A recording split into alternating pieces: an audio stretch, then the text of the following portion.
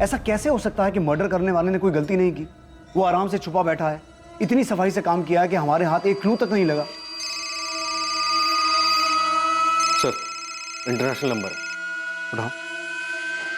Hello sir, मैं संतोष गुप्ता बोल रहा हूँ। संतोष, कहाँ हो तुम? हाँ संतोष, कहाँ हो तुम? सर, मैंने रागिनी को नहीं मारा है। देखिए सर, मैं रागिनी को भोपाल में मिला ज़रूर था, लेकिन मैंने उसको नहीं मारा। देखिए, मैं रागिनी से प्यार करता था और उससे शादी भी करना चाहता था। संतोष, तुम अभी कहाँ हो? सर, अभी मैं सिंगापुर में हूँ। जब मैंने न्यूज़ देखा कि रागिनी का किसी ने मर्डर कर दिया है तो 30 तारीख को मैं सिंगापुर वापस आ गया था। तुम रागिनी से मिले थे? हाँ, 23 तारीख को भोपाल में मैं रागिनी से मिला था। रागिनी, मुझे सिंगापुर में नई जॉब मिल गई है और सैलरी भी बहुत अच्छी है। तुम चलो ना मेरे साथ सिंगापुर, हम दोनों बहुत खुश रहेंगे। संतोष, इतने दिनों बाद तुम्हें देखकर बहुत अच्छा लग रहा है। तो फिर चलो ना मेरे साथ रागिनी। रागिनी, मैं तुमसे बहुत प्यार करता हूँ और मुझे हमेशा से ही लगता है कि हम दोनों एक दूसरे के लिए ही बने। किस्मत ने हमें फिर से मिलाया है, इस बार मौका हाथ से मत जाने दो। 2 साल पहले भी मैंने तुम्हें मनाने की कोशिश की थी कि शादी कर लेते हैं, नई दुनिया नया घर बनाते। रागिनी, हम जबलपुर चलते हैं, वहाँ चल के शादी कर लेते। वहाँ पे मेरा अपना घर है, मम्मी है, पापा है, वहाँ कोई प्रॉब्लम नहीं होगी। नहीं संतोष, मैं अपने घर जाऊंगी। पर क्यों? वो घर तो तुमने छोड़ दिया ना रागिनी, फिर क्यों वापस जाना चाहती हो? बच्चों के लिए मुझे उनकी याद आ रही है। रागिनी, पूरा 1 महीना हो गया तुमको घर छोड़े हुए, और इस 1 महीने में ना तो तुम्हारे पति ने तुमको ढूंढने की कोशिश की है, ना ही तुम्हारे बच्चों ने। फिर क्यों जाना चाहती हो उस घर में? देखो संतोष, मुझे प्रशांत की चिंता नहीं है, पर राजू और प्रिया मेरे बच्चे हैं। अब तक तो प्रशांत ने उन्हें बता दिया होगा कि मैं उन्हें छोड़कर चली गई। रागिनी, मेरी बात समझने की कोशिश करो। तुम्हें लाइफ में क्या चाहिए? तुम प्रशांत के साथ खुश नहीं थी, इसलिए मेरे पास आई ना। अब मेरे पास खुश हो तो खुश रहो ना। रागिनी, मैं तुमको बहुत प्यार करता हूँ, तुमको जिंदगी भर खुश रखूंगा। एक काम करते हैं, हम अभी शादी करते हैं आज। नहीं संतोष, बेहतर यही होगा कि मैं अपने घर चली जाऊं। रागिनी, मैं तुम्हारे बिना नहीं रह सकता, और मैं फिजिकल रिलेशन की बात नहीं कर रहा हूँ, सारी जिंदगी साथ देने की बात कर रहा हूँ। रागिनी, मैं सिंगापुर से सिर्फ तुम्हारे लिए आया हूँ, प्लीज हाँ कर दो। रागिनी, क्या सोच रही हो? प्लीज चलो ना मेरे साथ। संतोष, इस तरह से अचानक उठ के मैं तुम्हारे साथ नहीं आ सकती। क्यों नहीं आ सकती? 2 साल पहले भी तो अचानक ही होशंगाबाद आई थी ना मेरे पास। तुमने मुझे तक नहीं बताया था, सीधा आके डोरबेल बजाई थी, और जब मैंने दरवाजा खोला तो सामने तुम खड़ी थी। फिर अब क्यों नहीं? संतोष, मुझे सोचने के लिए थोड़ा वक्त चाहिए। रागिनी, 2 साल हो गया। ठीक है, तुम्हें जितना वक्त चाहिए तुम ले लो, लेकिन मैं भी तब तक यहाँ से नहीं जाऊँगा जब तक तुम हाँ नहीं कर देती। मैंने उसे मनाने की हर मुमकिन कोशिश की, पर वो मेरे साथ नहीं आई। तो भोपाल में ही था, उसकी हाँ सुनने के लिए उसे फ़ोन करता रहा, उसने मेरा फ़ोन ही नहीं उठाया, और 24 के बाद तो उसका फ़ोन ही स्विच ऑफ हो गया। तो तुम तब भी भोपाल में ही थे? हाँ, मैं भोपाल में था, होशंगाबाद में। और फिर मैंने न्यूज़ देखी कि रागिनी का मर्डर हो गया, तो मुझे लगा रुकने का कोई मतलब नहीं है, इसलिए मैं वापस सिंगापुर आ गया। संतोष गुप्ता, तुम्हारी ये सफाई काफी नहीं है। ये बिल्कुल मत समझना कि तुमने सामने से फोन किया है तो तुमने जो भी कहा उस पर हमने पूरी तरह से यकीन कर लिया। और इस गलत फहमी में तो बिल्कुल मत रहना कि तुम सिंगापुर में हो तो हम तुम्हें छू नहीं पाएंगे। हेलो हेलो,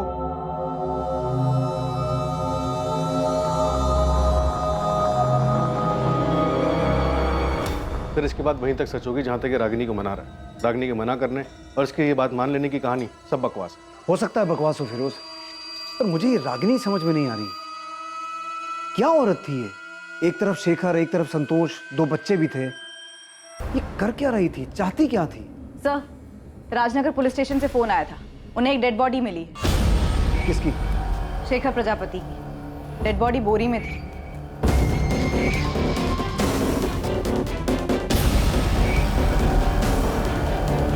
ये बोरी तो बिल्कुल वैसी है जिस बोरी में हमें रागिनी की लाश। हालत देख रहे हो?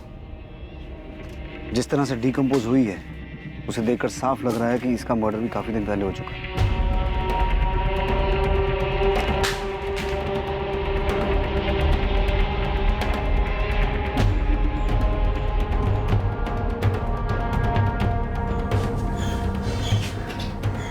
क्या हुआ? क्या हुआ?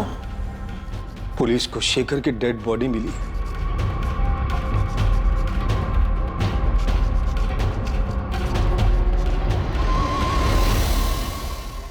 एक दूसरी लाश जो पहले से मौजूद थी लेकिन पुलिस को आज मिली थी, शेखर प्रजापति की थी। उस शेखर प्रजापति की जिसके रागिनी के साथ नाजायज संबंध थे। पहले रागिनी की लाश मिलती है जिसकी बेरहमी से गला दबाकर हत्या की गई और फिर कुछ दिन बाद शेखर की लाश सामने आती है। अब पुलिस के लिए इस केस में दो अहम संदिग्ध होने वाले थे।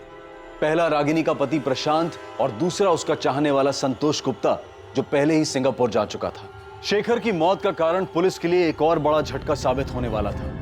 इंस्पेक्टर, इसकी मौत को भी 72 घंटे से ज्यादा बीत चुकी। एक्चुअली बॉडी जिस हालत में मिली है या जिस तरह से डिकम्पोज हो चुकी है, सही वक्त बताना मुश्किल है। पर ऐसा हो सकता है कि इसका मर्डर भी रागिनी की तरह 24 अप्रैल को ही हुआ हो।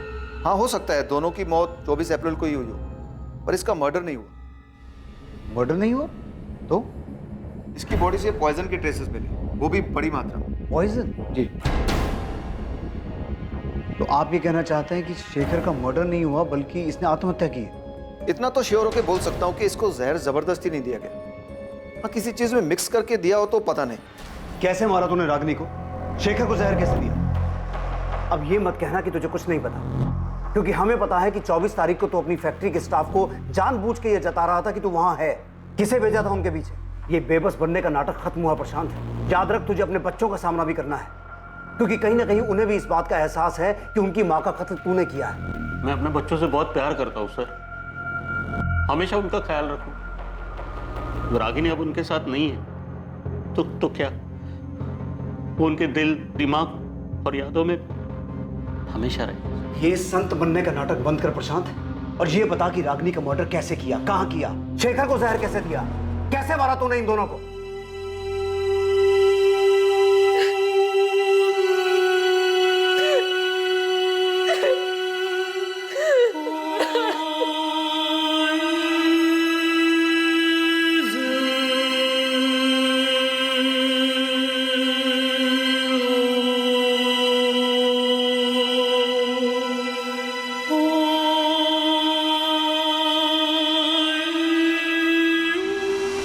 तेरे बच्चे राजू और प्रिया, शेखर की बेटी नेहा, इन सब मासूमों की जिंदगी बर्बाद कर दी। नहीं की सर, मैंने किसी की जिंदगी बर्बाद, किसी को कोई दुख नहीं दिया मैंने सर। रागिनी ने सब बर्बाद किया सर।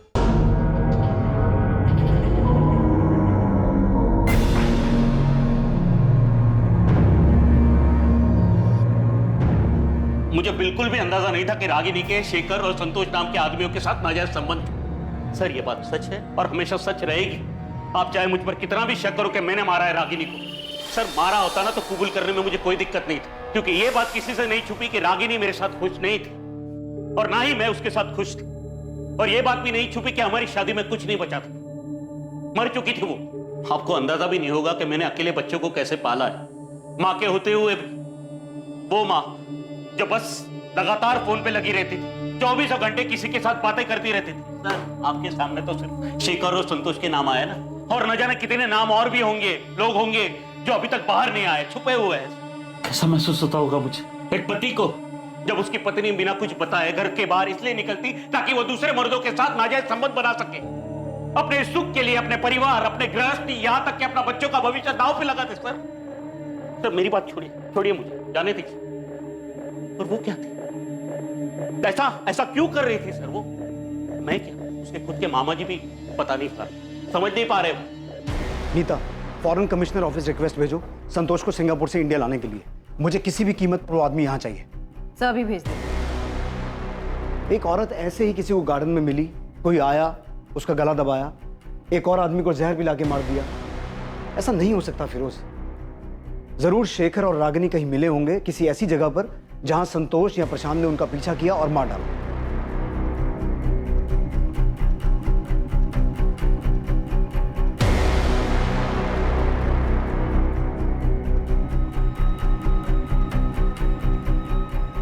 बबलू से कहो एक टीम से काम नहीं हो रहा, 10 लगाए, और चाहिए और लगाए, लेकिन किसी भी तरीके से यह पता लगाए कि उस दिन शेखर और रागिनी कहां गए थे। कोई तो ऐसा होटल या लॉज होगा जहां उनका पीछा किया गया, दोनों का मर्डर किया गया।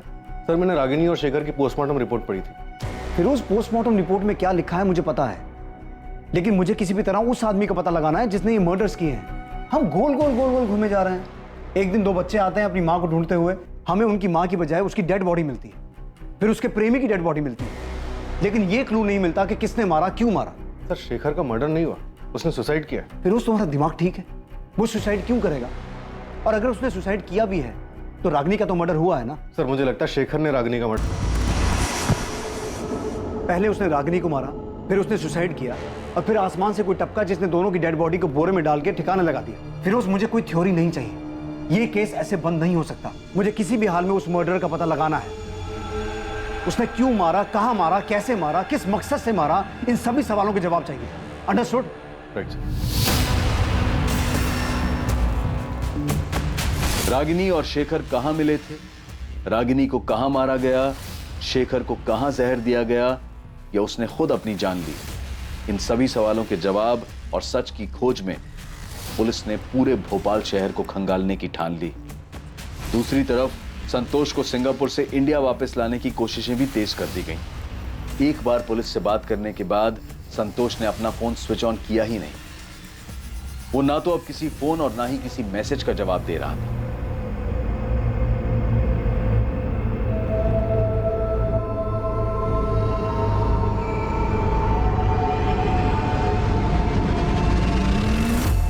सर बबलू बोल रहा है कि हमें होटल डीटी प्लाजा एक बार देख लेना चाहिए। क्यों, कुछ मिला तुझे वहां? नहीं सर, कुछ नहीं मिला, इसी के लिए तो बोल रहा हूँ सर। बबलू, अंधेरे में तीर मत चला, मुझे इस केस में स्ट्रॉन्ग लीड चाहिए। इस बात की लीड कहीं से नहीं मिल पा रही है कि रागिनी और शेखर मार्केट में मिलने के बाद गए कहाँ। सर मैंने हर लॉज छान मारा। डीटी प्लाजा आपके सामने इसलिए रख रहा हूँ क्योंकि सर इसका जो मैनेजर है गौरव सिंधिया, वो मुझे रजिस्टर दिखलाने से मना कर रहा है। 24 तारीख को रागिनी और शेखर नाम से कोई एंट्री नहीं है रजिस्टर में, मैंने चेक किया है, वो लोग यहाँ पे नहीं आए। अरे हाँ, तो कौन सा असली नाम लिखवाने वाले थे रजिस्टर में? नाम बदल के आए होंगे। हाँ, अगर नाम बदल के भी रहते तो शक्ल तो याद रहती ना। और वैसे भी 24 तारीख को होटल पूरा खाली ही था। मैं कह रहा हूँ ना कि वो लोग यहाँ पे नहीं आए। सर ये बोल के उसने मुझे डरका दिया, पर छोटा सा होटल है, और फील्डिंग की तो पता चला होटल में काम करने वाला एक बंदा है सुनील मीना नाम का, जो लंबी छुट्टी पर गया है। बबलू भाई, झोल क्या है वो तो पता नहीं, लेकिन उस होटल में एक वर्कर सुनील मीना 27 अप्रैल से गायब है। गायब है मतलब लंबी छुट्टी पे।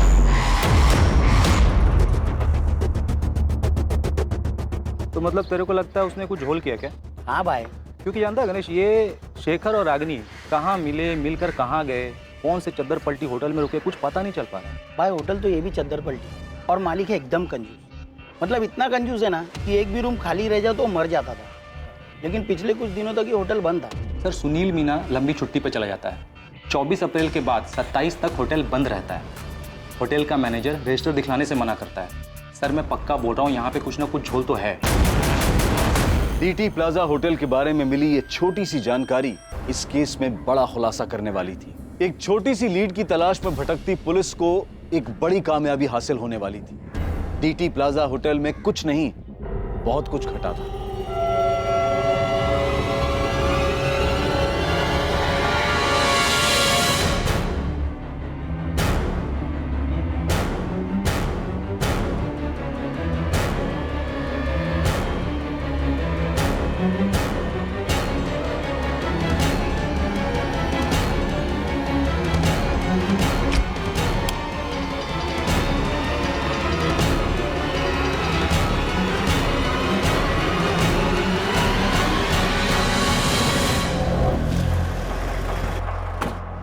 तो ही है ना गौरव सिंधिया, यहाँ का मैनेजर?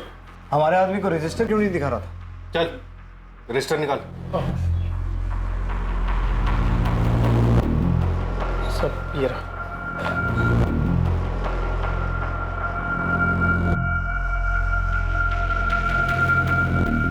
इसमें तो एंट्री 29 अप्रैल से है, उसके पहले की कहाँ है? वो तो नहीं है सब, क्योंकि मालिक हर महीने रजिस्टर बदल देते हैं। हिसाब किताब के लिए पुराना रजिस्टर साथ ले जाते हैं सब। पुराना रजिस्टर अपने साथ ले जाते हैं, लेकिन अप्रैल का महीना 30 का होता है और इसमें एंट्री 29 तारीख से है। तो नया रजिस्टर लगाने के लिए महीना खत्म होने का इंतजार क्यों नहीं किया? सब वो इस बार थोड़ा जल्दी ले गए सब। सुनील मीना नाम का एम्प्लॉय यहीं काम करता है ना? जी सब। कहाँ है वो? बुलाओ उसे। साहब वो छुट्टी पे गाँव गया सब। बड़ा शहंशाह आदमी है, गाँव गया है और फोन बंद करके बैठा है।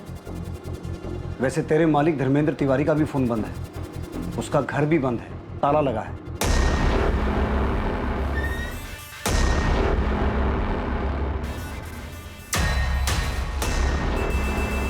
तेरा मालिक भी गांव गया है, चल कर आया। तूने बबलू से कहा था कि 24 तारीख को ये दोनों यहाँ नहीं आए थे। सीधा सीधा बोल, धर्मेंद्र तिवारी और सुनील मीना कहाँ हैं? वरना तुझे भी गांव भेज दूंगा और कभी वापस नहीं आ पाएगा।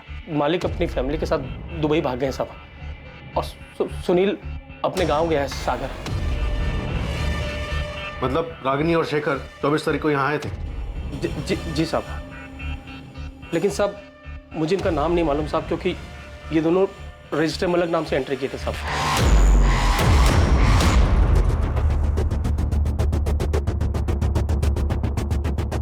इन दोनों को किसने मारा? इसने या इसने?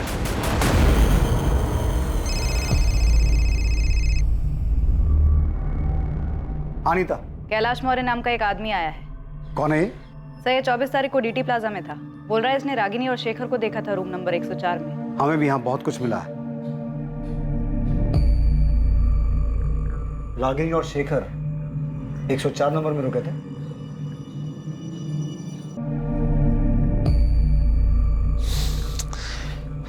गौरव फोन ही नहीं उठा रहा। तो होटल के लैंडलाइन में फोन करो ना। किया था, पर वहां कांस्टेबल था इसलिए बात नहीं हो पाई। पुलिस को सब पता चल गया क्या? सर मैंने इस औरत की फोटो अखबार में देखी थी कुछ दिन पहले। तो जब देखी थी तब क्यों नहीं आया हमारे पास? सर मैं बहुत डर गया था। उस दिन मैं डीटी प्लाजा में रूम नंबर 102 में रुका था। वो मैं क्या? सर मैं एक लेडी के साथ गया था। बीबी को झूठ बोला था कि इंदौर जा रहा हूँ कुछ काम से। देख कैलाश, हमें तेरे अफेयर में कोई दिलचस्पी नहीं है। रागिनी और शेखर के बारे में बता। ये दोनों रूम नंबर 104 में रुके थे। इतना चिल्ला रहे थे, इतना झगड़ा कर रहे थे कि मैं परेशान हो गया था। एक बार नहीं बोला ना। देखो शेखर, तुम मेरे साथ जबरदस्ती नहीं कर सकते हो। या तो तुम अभी डिसाइड करो, ये आज हम दोनों की जिंदगी का आखिरी दिन होगा। बोल रहा हूँ मैं। तुम्हें होश भी है? तुम क्या कह रहे हो? हाँ, तुम्हारी भी फैमिली है और मेरी भी। हमारे बीच जो है उससे ज्यादा और कुछ नहीं हो सकता, और उससे ज्यादा तुम डिमांड भी नहीं कर सकते। हाँ क्या है भाई? सॉरी यार, थोड़ा धीरे बात करो। यहाँ तुम लोग चिल्ला रहे हो, मुझे डिस्टर्ब हो रहा है। हम अपने रूम में चिल्ला रहे हैं, तुम्हें इसमें क्या प्रॉब्लम हो रही है ना?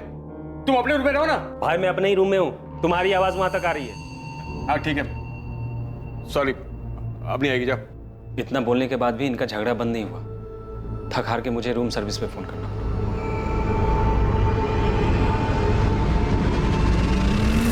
यही था वो आदमी? रूम सर्विस वाला जिसे तुमने बुलाया था? हाँ सर, यही था। शेखर, अब तुम मेरी नाक में दम कर रहे हो, इरिटेट कर रहे हो मुझे। तो अब मैं प्रशांत की जगह ले ली। मैं तुम्हें परेशान कर रहा हूँ। हाँ शेखर, मैं अपनी पूरी जिंदगी तुम्हारे साथ नहीं बिताना चाहती हूँ। अभी सब कुछ कितना अच्छा है हमारे बीच। तुम मतलब तुम ये चाहती हो कि मैं अहमदाबाद से अपने 20 बच्चों को छोड़कर तुम्हें खुश करने यहाँ आता रहूं, और तुम मेरी खुशी का बिल्कुल ध्यान नहीं रखोगी? एक मिनट, मैं भी अपने पति और बच्चों को छोड़कर आ रही हूँ यहाँ, और तुम यहाँ सिर्फ मेरी खुशी के लिए नहीं, अपनी खुशी के लिए भी आते हो। और हमेशा से यही रहा था हमारे बीच, और यही रहेगा। और इस तरह तुम नहीं मांग सकते। मांग सकता हूँ, बिल्कुल मांग सकता हूँ। मैं तुमसे शादी करना चाहता हूँ, इसी वक्त तुम्हें हाँ बोलना पड़ेगा। तुम मना नहीं कर सकते। तुम होश में तो हो तुम? हमारे बीच शादी की बात कब हुई थी? मैंने कभी तुमसे कहा कि मैं तुमसे शादी करना चाहती हूँ? एक शादी करके देख ली है मैंने, और अब तक पछता रही हूँ। बच्चे हैं इसलिए झेल रही हूँ। लेकिन मैं तुम्हारे ये नखरे नहीं झेलूंगा रागिनी। क्या हुआ?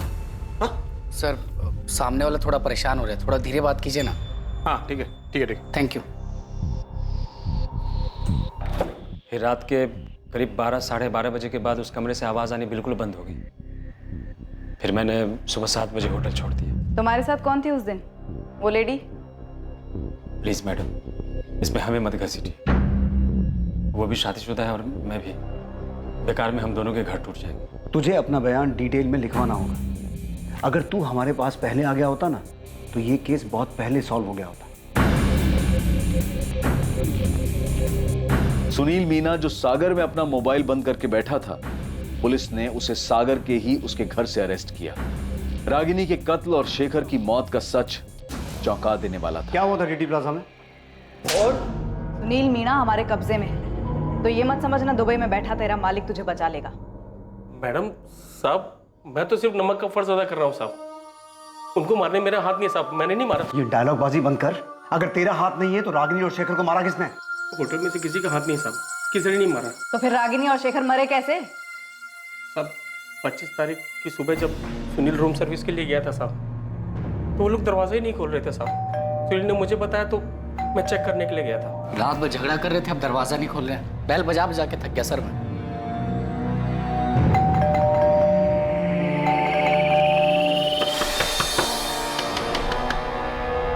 चंद्र प्रकाश जी, गरिमा जी, हम समझ ही नहीं पा रहे थे वो दरवाजा क्यों नहीं खोल रहे। जब उन्होंने दरवाजा खोला नहीं तब मैंने मास्टर साहब, मैंने तुरंत तिवारी जी को फोन किया साहब।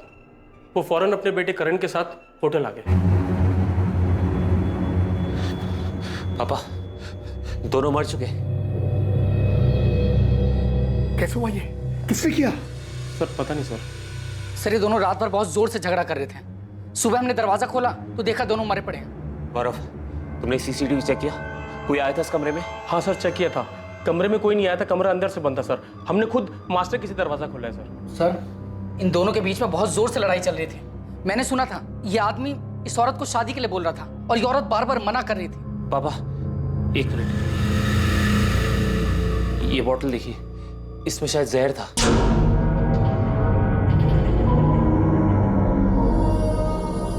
सर मैंने खुद सीसीटीवी चेक किया सर, कमरे में कोई नहीं आया था।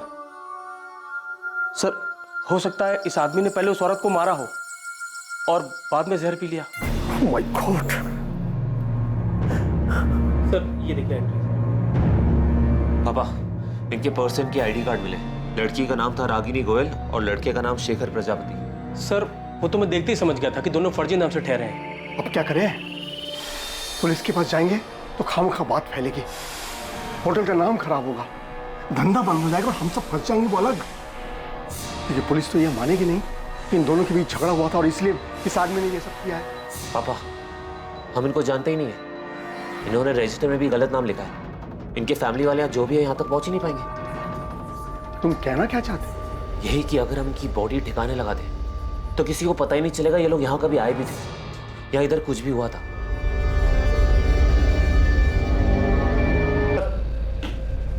सुनील ने कबूल किया है किसी ने लाश ठिकाने लगाई थी। बोल। मालिक का नमक खाया साहब। अब आप ही बताओ मालिक के साथ नमक हरामी कैसे कर सकते थे? और सब सच कह रहे, इसमें हमारे मालिक का भी कोई कसूर नहीं है साहब। तूने भी नमक खाया है साहब। ये बोल, बॉडीज को ठिकाने कैसे लगाया? गाड़ी किसकी थी? सब वो गाड़ी मेरे दोस्त बिरजू की थी।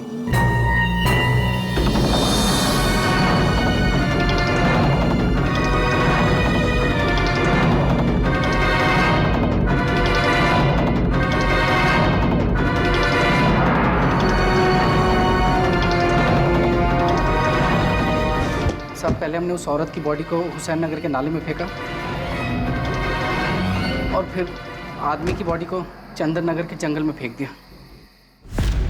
होटल में कहीं भी सीसीटीवी नहीं दिखा, सब उखाड़ दिए। वो तो मालिक ने कहा था साहब कि सीसीटीवी रजिस्टर हटा दो, वो सब अपने साथ लेके गए साहब। सब तुम्हारा मालिक धर्मेंद्र तिवारी और उसका बेटा करण दुबई में कहाँ छुपे बैठे हैं? पता नहीं साहब, किसी होटल में है साहब। अभी भी झूठ बोल रहे। देखो सोच लो तुम दोनों, नहीं तो मर्डर करने, मर्डर छुपाने, लाश ठिकाने लगाने और सबूत मिटाने के सारे चार्जेस लगेंगे तुम दोनों। इस जिंदगी में तो बाहर नहीं आ पाओगे तुम। साहब सच में मुझे कुछ नहीं पता, हमने नहीं मारा उन दोनों को साहब। मैं आखिरी बार पूछ रहा हूं, दुबई के किस होटल में है तेरा मालिक? धर्मेंद्र तिवारी, इस गलतफहमी में बिल्कुल मत रहना कि सारी जिंदगी दुबई में छुप के बैठ सकते हो। भलाई इसी में है कि चुपचाप वापस आ जाओ, वरना तुम्हारी वो हालत करेंगे। सर मेरी बात सुनिए सर।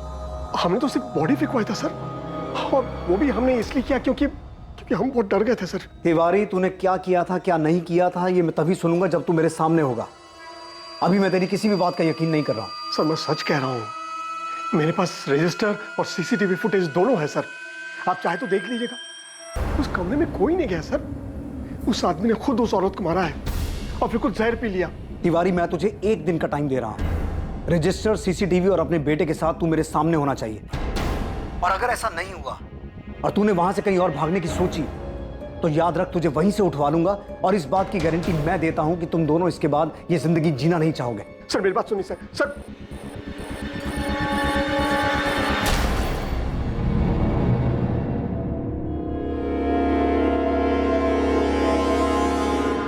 सर मैंने जो पोस्टमार्टम रिपोर्ट देख के फिगर आउट किया था वो थ्योरी नहीं सच था। मैं तुमसे शादी करना चाहता हूँ, इसी वक्त तुम्हें हाँ बोलना पड़ेगा, तुम मना नहीं कर सकते। तुम एक बार नहीं बोला ना, देखो शेखर तुम मेरे साथ जबरदस्ती नहीं कर सकते हो।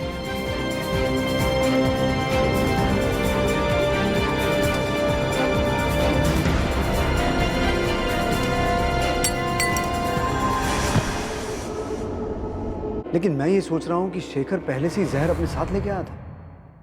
मतलब उसने सोच रखा था कि अगर रागिनी ने शादी के लिए हाँ की तो ठीक, वरना वो उसे और अपने आप को मार देगा। करो या मरो वाली हालत। सुमित्रा और उसकी बेटी नेहा के लिए यकीन करना मुश्किल हो रहा था कि शेखर उन्हें धोखा दे रहा था, और उससे भी आगे बढ़कर उसने एक ऐसा जुर्म किया जिससे वो दोनों शायद जिंदगी भर नहीं उभर पाएंगी।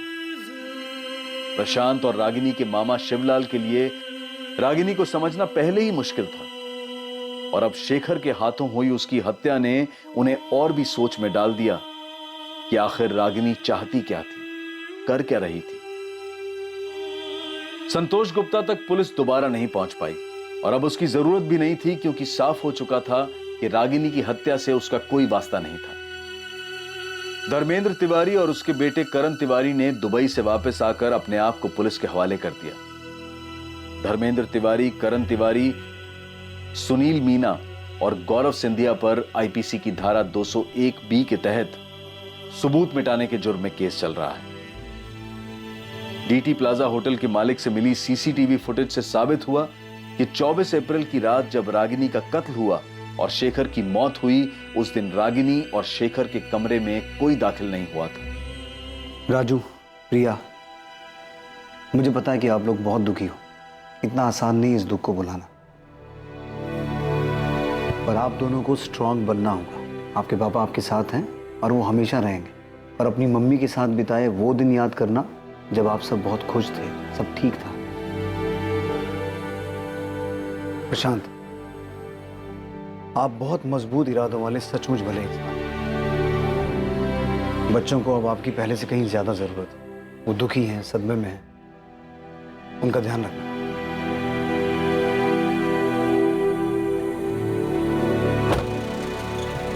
जब बड़े गलती करते हैं तो उस गलती का सबसे ज्यादा बुरा असर बच्चों पर पड़ता है। जब घर के स्तंभ, घर के नींव, माता पिता एक गलत रास्ता चुनते हैं, जो रास्ता उन्हें परिवार से दूर ले जाता है, तब पीछे छूट जाते हैं मासूम बच्चे, जिनकी जिंदगी तहस नहस हो जाती है। परिवार एक इमारत की तरह से होता है जिसे सब लोग मिलकर मजबूत बनाते हैं। ये इमारत प्यार, लगाव, फिक्र और सम्मान पर टिकी होती है। किसी भी परिवार के फलने फूलने में इनका महत्वपूर्ण योगदान होता है, और मासूम बच्चों को माता पिता दोनों की ही बराबर जरूरत होती है। पर इसका यह मतलब कतई नहीं है कि मजबूरी में साथ रहा जाए।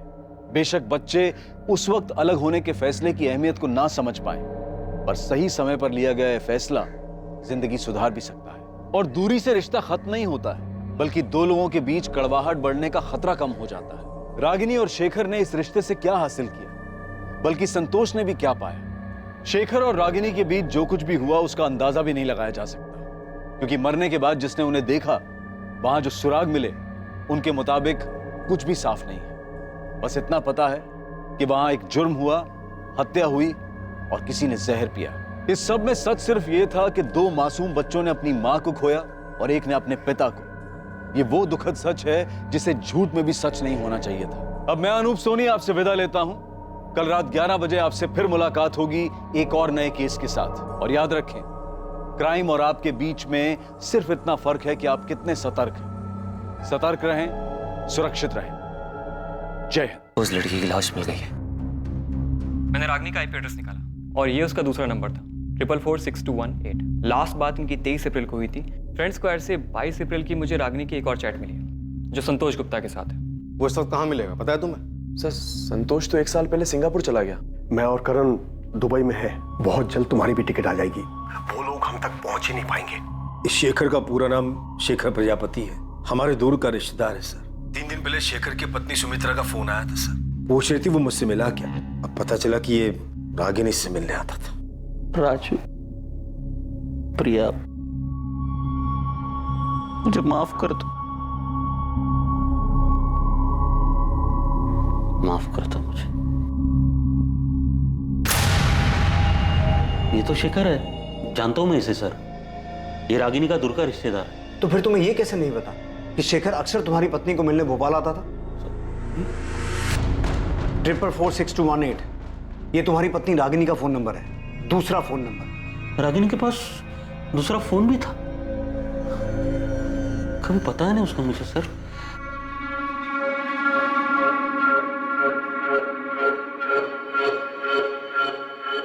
रागिनी, अब तक सब्जी काट रही है तू? बच्चे स्कूल के लिए तैयार हो चुके हैं, टिफिन कब बनाएगी? माँ भी बना देती हूँ।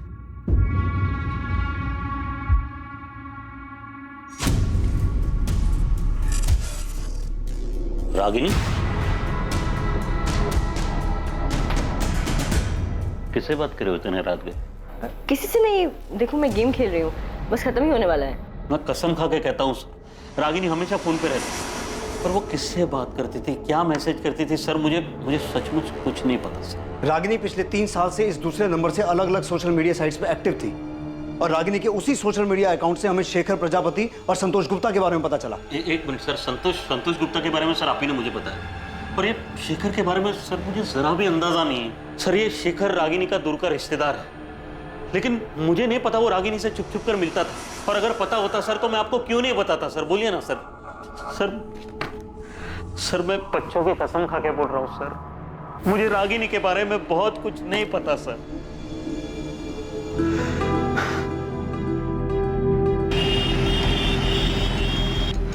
रागिनी गोयल, शेखर भोपाल में रागिनी से मिलने जाते थे?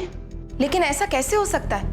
मुझे तो हमेशा उन्होंने यही बताया है कि वो भोपाल काम के सिलसिले में जाते हैं। सुमित्रा जी, ये रहे शेखर के चैट रिकॉर्ड्स। पिछले 1 साल से वो दोनों भोपाल के अलग अलग लॉजेस में मिल रहे थे। हमने लॉज के मालिकों से भी कंफर्म किया है। हाँ, ये था शेखर प्रजापति नाम इसका। नाम तो कभी पूछा नहीं, पर हाँ आदमी यही था। सर मैंने सारे लॉजों के मालिकों से बात की, पता चला है कि पिछले 1 साल से शेखर प्रजापति ही रागिनी के साथ अलग अलग लॉजेस में जाकर ठहरा था। सबने फोटो देकर कंफर्म भी किया है कि यही आदमी था। 24 अप्रैल को ये दोनों कौन से लॉज में रुके थे? क्योंकि 24 अप्रैल को शेखर रागिनी से मिलने भोपाल आने वाला था। अब हमें अपने रिलेशनशिप को नए सिरे से देखना होगा, नई शुरुआत करनी होगी। मैं तुम्हारे बिना नहीं रह सकता रागिनी, मैं कल भोपाल आ रहा हूँ, कल मिलते हैं। सर मैंने जितने लॉजों में पता किया, 24 तारीख को ये दोनों उनमें से किसी में नहीं गए थे। ऐसा कैसे हो सकता है बबलू? 24 अप्रैल को शेखर रागिनी से मिलने भोपाल आने वाला था, तो ये दोनों कहीं तो रुके होंगे। अच्छा सुन, हमें शेखर के घर का पता चल गया, तू लग जाए संतोष गुप्ता के पीछे, पता कर इसका ठिकाना कहाँ है। ये सिंगापुर में तो नहीं है, इसका फोटो मैं तुझे भेजता हूँ। हाँ चलो। हमारे पास इसका मैसेज है, उसने 22 अप्रैल को मैसेज किया था कि वो रागिनी से मिलने भोपाल आ रहा है। रागिनी मैं भोपाल आ रहा हूँ और इस बार तुम्हें अपने साथ सिंगापुर लेकर ही जाऊँगा। पिछली बार तुमने चीज़ें अधूरी छोड़ी थी, उसे अब पूरा कर दो प्लीज़। रागिनी मैं तुम्हारे बिना अधूरा हूँ, मेरे लिए तुम दुनिया की सबसे खूबसूरत औरत हो, मैं तुम्हारे बिना नहीं रह सकता। ये रागिनी के 2 बच्चे हैं, पति है, घर है, ऊपर में 2 एक्स्ट्रा साइड में प्यार करने वाले भी है। इसको लाइफ में और चाहिए क्या था? अब उसे लाइफ में क्या चाहिए था क्या नहीं, ये तो हमें नहीं पता। हमारा काम सिर्फ इतना है कि हम कातिल को जल्द से जल्द पकड़ें। तू जोर शोर से काम पर लग जा। ये शेखर और संतोष, इन दोनों को हमें जल्द से जल्द पकड़ना है। मम्मी, पापा हमें छोड़ के नहीं जा सकते, वो हमसे बहुत प्यार करते हैं। बेटा, मैं समझ सकती हूँ तुम्हें ये सुनकर अच्छा नहीं लग रहा होगा। अनीता, सुमित्रा जी, ये सच है, हमें ये मैसेजेस रागिनी के चैट रिकॉर्ड में से मिले हैं। मैं तो कभी सोच भी नहीं सकती थी कि शेखर मुझे धोखा दे सकते हैं। शेखर इस वक्त कहाँ छुपे हो सकते हैं? अब मैं नहीं कह सकती वो कहाँ जा सकते हैं। अगर शेखर फोन करे तो आप हमसे छुपाइएगा मत, बहुत सारे सवाल हैं जो हमें उनसे करने हैं।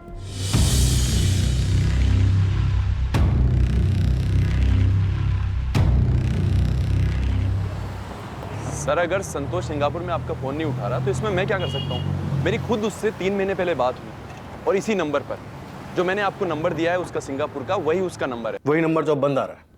गौतम, हमारे पास प्रूफ है कि संतोष रागिनी से मिलने भोपाल आने वाला था। 22 अप्रैल का मैसेज है उसका हमारे पास। मुझे नहीं पता सर कि वो भोपाल आया था, अभी भोपाल में है या फिर सिंगापुर चला गया, मुझे कुछ नहीं पता सर। संतोष की फैमिली कहाँ रहती है इतना तो पता होगा तुम्हें? जी जबलपुर में है, ये उसी ने मुझे बताया।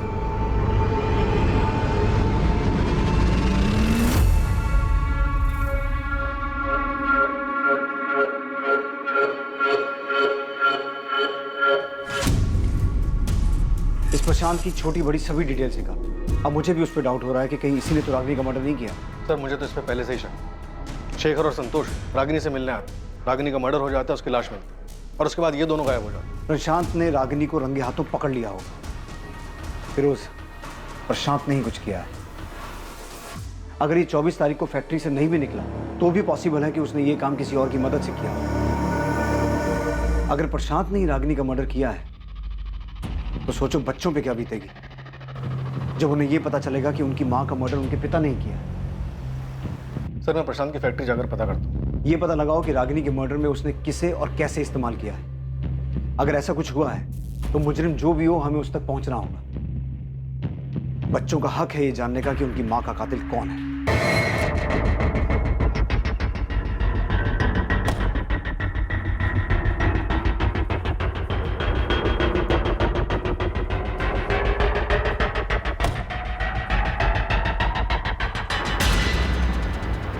मम्मी की फ्लाइट मुंबई से 2 बजे की, वो एयरपोर्ट के लिए निकल चुकी है। अच्छी बात है। वहाँ वो सुनील, वो अब तक निकला कि नहीं? हाँ वो भी निकल चुका है।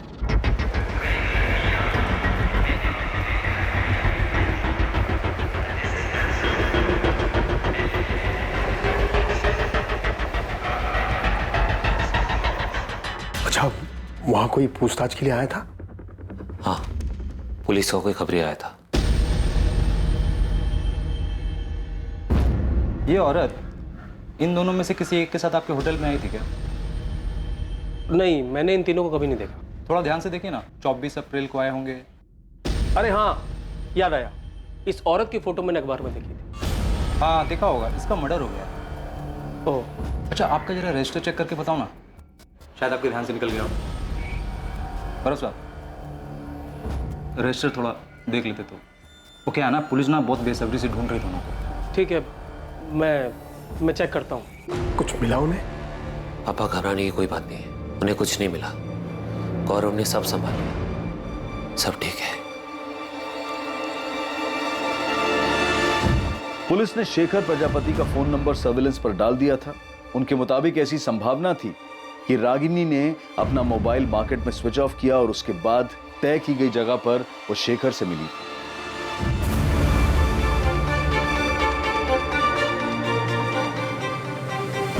इसके साथ साथ पुलिस संतोष गुप्ता के परिवार को भी ढूंढने में जुटी थी, जिससे वो संतोष गुप्ता के ठिकाने तक पहुंच सके। साथ ही उन्हें यह भी अंदेशा था कि जिस आदमी से फोन ऑफ करने के बाद रागिनी मार्केट में मिली थी वो संतोष भी हो सकता था। पुलिस संतोष और शेखर को पूरी मेहनत से तलाश कर रही थी, जो अब तक उनकी पहुंच से बाहर थे। सिर्फ ये 2 लोग ही नहीं, बल्कि एक लाश भी उनकी जानकारी, उनकी पहुंच से बाहर थी। एक दूसरी लाश जिसका उन्हें अंदाजा तक नहीं था। जिस तरह पुलिस इस लाश से अनजान थी, ठीक उसी तरह उन 3 लोगों से भी बेखबर थी जो दुबई में जाकर छुप गए थे।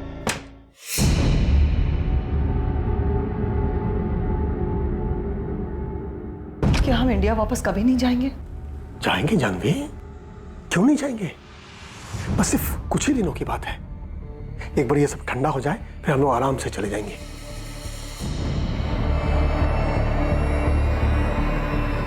क्या सिर्फ एक ही लाश थी जो पुलिस को अब तक नहीं मिली थी, या फिर और भी लाशें मिलनी बाकी थी? रागिनी उस दिन घर से झूठ बोलकर क्यों निकली थी? वो कहां जाने वाली थी, क्या करने वाली थी, उसका प्लान क्या था, और क्या उसके इस प्लान के बारे में उसके पति प्रशांत को पहले से पता था? सर मैंने आपको पहले भी बताया था कि 24 अप्रैल को प्रशांत यहीं फैक्ट्री में था, और ये बात 100% सच है। प्रशांत की वाइफ का मर्डर हुआ है और जिन 2 लोगों के साथ उसका अफेयर चल रहा था, संतोष और शेखर, उन दोनों का कोई अता पता नहीं। तो हो सकता है कि हम एक ही सवाल आपसे बार बार पूछें। अब चूंकि बार बार आप ये सवाल हमसे कर रहे हैं, इसलिए मैंने उसके असिस्टेंट गिरीश से भी पूछताछ की। मैंने उससे पूछा कि 24 अप्रैल को प्रशांत के बर्ताव में कुछ अजीब था क्या? तो क्या बताया गिरीश ने? सर उसने बताया कि 24 अप्रैल को प्रशांत बार बार आके उससे कुछ ना कुछ पूछ रहा था। अब गिरीश, वो प्राइम टेल्स ऑटोमोबाइल्स का ऑर्डर निकला क्या? हाँ, वो तो कल शाम को ही निकल गया था। शाम को ही? हाँ। और हाँ, ये जेपी स्पेयर पार्ट्स का? सर वो कैसे निकलेगा? उस ऑर्डर पे तो अभी काम चल रहा है ना। काम हुआ नहीं अभी तक। गिरीश, प्रशांत तुम्हारे पास बार बार आ रहा था, इस बात में क्या अजीब लगा तुम्हें? जिस तरीके से वो उस दिन बार बार आ रहे थे, ऐसा लग रहा था कि वो ये दिखाना चाहते कि वो फैक्ट्री में ही है। मतलब वो अपनी मौजूदगी जताना चाह रहा था कि वो उस दिन फैक्ट्री में है, और ऐसा वो जानबूझ के कर रहा था? अब सर जो कुछ था हमने बता दिया, क्या बताऊं मैं सुमित्रा, कुछ समझ में नहीं आ रहा मुझे। प्रशांत, आप जितना जानते हैं मैं तो उतना भी नहीं जानती। आपको ये तो पता है कि रागिनी नहीं रही, मुझे तो ये भी नहीं पता कि शेखर कहाँ है। पुलिस 24 घंटे हमारे घर के बाहर खड़ी है। उन्हें लगता है शेखर ने रागिनी को मारा है। प्रशांत। हाँ सुन रहा हूँ मैं।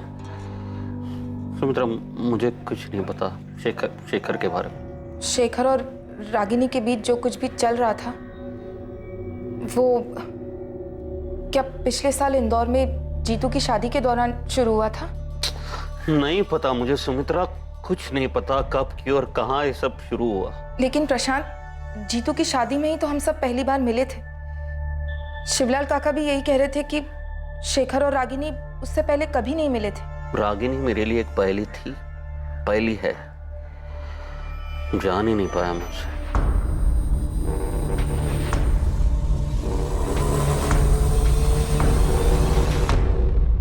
भैया, मम्मी हमें छोड़कर क्यों गई? भैया क्यों गई? रो मत प्रिया, मैं हूँ तेरे साथ। सर, शेखर का लास्ट लोकेशन मिल गया है। चतुर्भुज मार्केट प्लेस?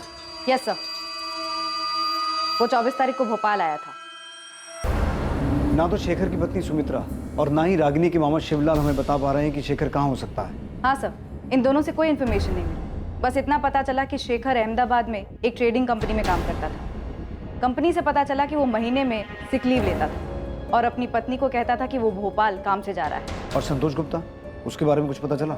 उसके जबलपुर वाले घर का पता मिल गया। वहाँ की पुलिस उसके माँ बाप से मिल भी चुकी है। साहब, संतोष यहाँ नहीं है।